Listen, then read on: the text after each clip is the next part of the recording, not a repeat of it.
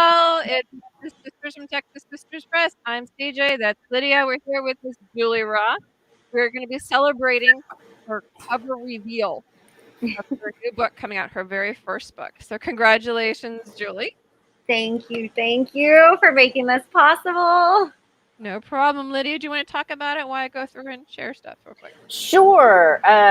Julie has written a book, G's Adventures. It's the first of a series, and about learning those first 50 sight words that everyone learns as a kid.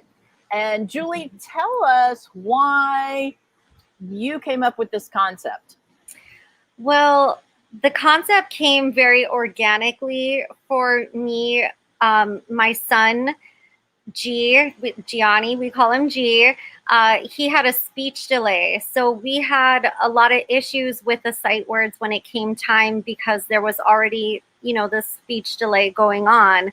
So Gianni would go to school for a full day. He'd also have speech therapy, and then there's regular homework, and then you've got to put in the extra work to kind of learn and catch up with the class. So it just became this arduous task that he just had to do. And I was like, okay, how can we make this fun? And like every parent, you go to YouTube, you go on Instagram, you're looking at everything you can do. And we tried everything, shooting Nerf guns at sight words on a dartboard. I mean, you can name it, the cup game, all of it. And, books, he just loves books. And it was part of our nightly routine already. So I was like, let me see if I can find a book that just has these words in it. So I'm still focusing on those, but it's something that's already part of our nightly routine together. And it wasn't out there. So I was like, okay, let's see if I can do it. And that's how the book came up. So it was very easy in that sense. And it really did help Gianni a lot. That's awesome. And I love that as a mom, you just took that on. You saw what your kid needed and you just took the bull by the horns. And I think so many moms just have to do that. It's just part of being a mom. Yeah. And I have so much respect for you for doing that. And if I remember the story right, didn't Gianni kind of help you write this story a little bit? He did. So he kind of came up with how it flowed and how it became this kind of inspirational story. When you look at the sight words, it's literally 50 words. And it's, you look at them, they're a random list. And all of a sudden he started placing them together and he kind of gave me these ideas. And then I was able to actually format it based on what he was saying. So we came up with this together. And the way even the characters look together was mostly his concept. So instead of like the basic flashcards that we all grew up with, you're making it kind of fun. Yes. So making it fun and still something, and I think it's really important, something that I've realized along the way, a lot of us, when there's something that we're struggling with already, sometimes we can overcompensate. And as a mother, I think what I made the mistake of doing is, we're in speech therapy and we're doing these other things. So even when he was pretending to read, I was correcting him too much. And I think just the action of just pretending to read, pretending to put sentences together, whether they made sense or not, that's just as important as the acts themselves. So I think through Gianni just doing that and assisting me with this book, that was just a great bonding experience. And you kind of took it to like another level though, because you're turning it into like G's Adventures. Yes. So can you kind of explain that concept a little bit?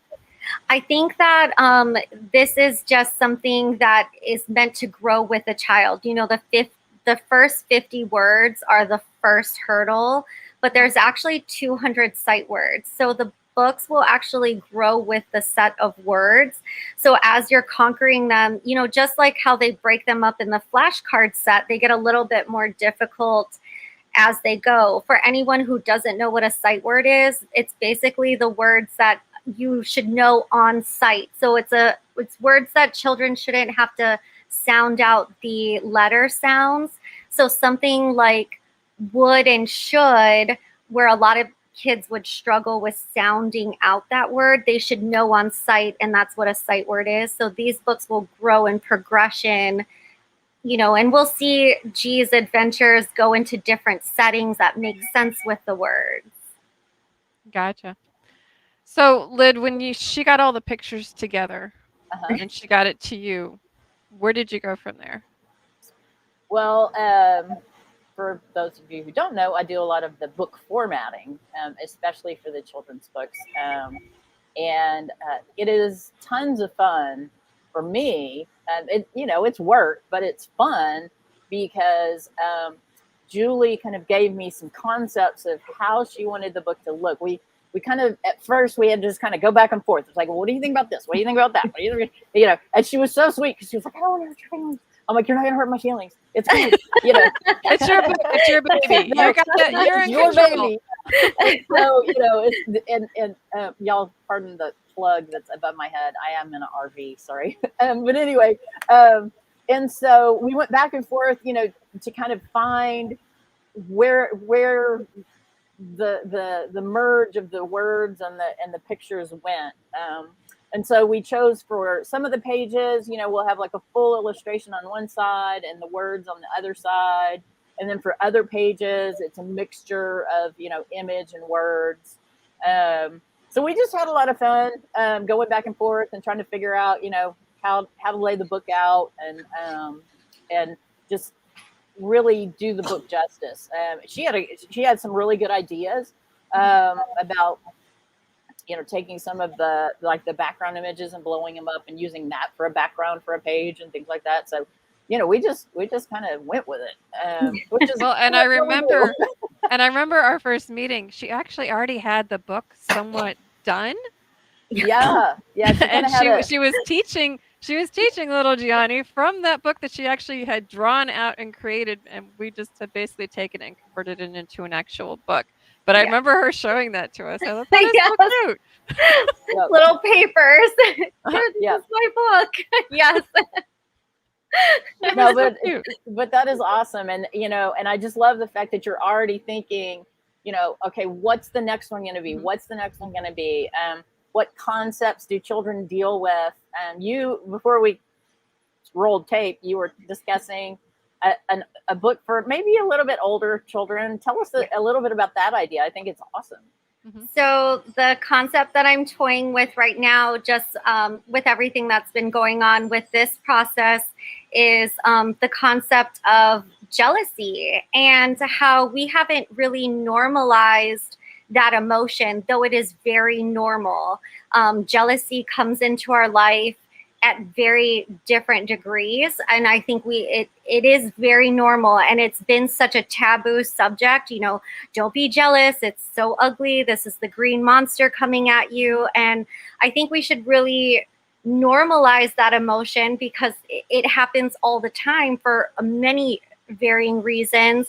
And I think it's important to show and teach kids what we should do with that emotion and how we can turn it around and make it a productive thing. And it's okay. We are all going to feel jealous at some point. Even if you have the proper tools to deal with it, you're still going to feel jealous at some point for some reason. So I think that's a new concept that I'm toying with. And I really want to do some research on, how to really teach and hone in some of the skills that would, not only be good for children to learn, but also in a way that they're able to intake that information and have it have a lasting effect throughout their lives. I think parents, I was just going to say, I think parents will jump on that like a hot potato because, it sounds like, you're going to do this legwork to try to help kids as well as their parents and aunts and uncles and whoever, grandma, grandpa, whatever, discuss it. Yes. Discuss it because like you said, it is completely normal. It is. I know that, me being the older sister, CJ was probably jealous of me. No, I'm kidding. I'm kidding. Did I laugh too loud? As you can tell, we don't take each other very seriously. So. Anyway, there's a lot of concepts though that kids nowadays are not exposed to, like jealousy. We were just talking about pets passing. There's things like regret and anger, and it's like they're just told it's negative. They don't really told what to do with it. Right. Yeah. And like participation trophies and being told no. They just don't know what to do with it. So this generation that's coming up doesn't know what to do with that, and they go into the business world. They don't get the contract. They're going to pitch a fit. Right. It's like, or in the workplace, that's a great concept. In the workplace, I think there's a lot of times where people are jealous of maybe somebody, you got overpassed for a promotion, or you didn't get this, or your boss didn't notice you and they're noticing this person. I mean, jealousy occurs throughout our lives so much. And I think it's something that if we attack that issue early on with our children and really teach them what to do with it, and that it is normal and they will have it all throughout their lives. I mean, let's just hit the nail on the head and go for it. Yeah, I mean, you're going to have kids, some who are good at sports, some who are good at academics, some who are good musicians, some who are good artists. Not every kid is going to be good at everything. No. And so that jealousy, that little green monster is going to pop up. And, you're kind of helping parents and say, okay, kind of like the 51st words, kind of like, okay, here's a tool to help you to guide your child through this. And so with the jealousy one, here's your tool. This will open up a door and start a conversation between you and your child.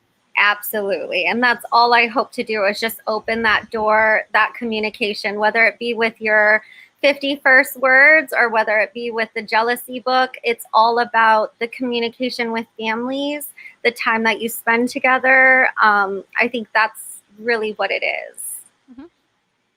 Yep. Well, do we want to? Is it too early to sneak a peek, or? Well, just a second before we do this, because some people might want to just see it and then they're going to go bouncing off. But we want to talk about the fact that we're just so amazing. I know, right? Well, she has a book launch. Her actual book launch is going to be September 1st, 6:00, same place you found this. It's going to be on all three things: Facebook, YouTube, and Twitch. Same thing. Only and when you say 6:00, you mean 6:00 Central Time. 7:00 Central Time. 7:00 Central Time? That one's 7:00 Central Time. Okay, there was a schedule issue between. There was a schedule. Okay, it was between one of you guys. So 7:00 Central Time, September 1st, and we're going to be joined by 3 other authors: Diane Boehm, Cindy Flo, and DC Gomez as well. And we're all going to be having some giveaways of books, lots of fun, because this is a fantastic group of ladies. Trust me, you're going to be cracking up the whole way through. I can't wait. It'll be worth it. But we're super excited to celebrate that with you. But if you'd like to, we can go ahead and do the cover reveal now. All right. Ready? Da-da-da. We really should get some drum roll music or something. Let's go da-da-da. So CJ's in charge of pushing all the buttons, so. Here we go. Yay. Can everybody see it? Yay. So Julie, tell us a little bit about this font and why we used this font. This font is easy for the kids to read. And it's actually, I think that was all that I can remember. I'm so sorry. It's okay. There's a we had talked earlier. We had talked earlier about this.